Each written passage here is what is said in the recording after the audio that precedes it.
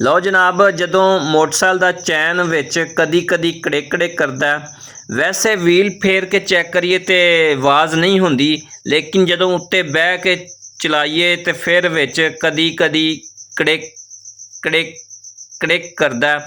ਤੇ ਗਾਹਕ ਬਾਰ ਚੈਨ ਟੈਟ ਕਰਵਾਉਂਦਾ। ਉਹ ਚੈਨ ਬਾਰ ਟੈਟ ਨਾ ਕਰਵਾਇਆ ਕਰੋ। ਮਸਲਾ ਕੀ ਹੁੰਦਾ, ਇਹ ਛੋਟੀ ਗਰਾਰੀ ਦਾ ਮਸਲਾ ਹੁੰਦਾ। ਵੇਖਣ ਲੱਗਿਆ ਤੇ ਛੋਟੀ ਗਰਾਰੀ ਦੇ ਦੰਦੇ ਠੀਕ ਲੱਗਦੇ ਨੇ, ਲੇਕਿਨ ਇਹ ਸਾਈਡ ਤੋਂ ਇਹਦੇ ਦੰਦੇ ਘਸ ਜਾਂਦੇ ਨੇ। ਜਦੋਂ ਮੋਟਰਸਾਈਕਲ ਦਾ ਟਿੱਲ ਲੱਗਦਾ, ਜ਼ੋਰ ਲੱਗਦਾ, ਉੱਤੇ ਚੈਨ ਦੰਦਿਆਂ ਦੇ ਵਿੱਚ ਬਹਿੰਦਾ, ਉਸ ਵੇਲੇ ਵਿੱਚ ਕੜਿਕ ਕਰਦਾ।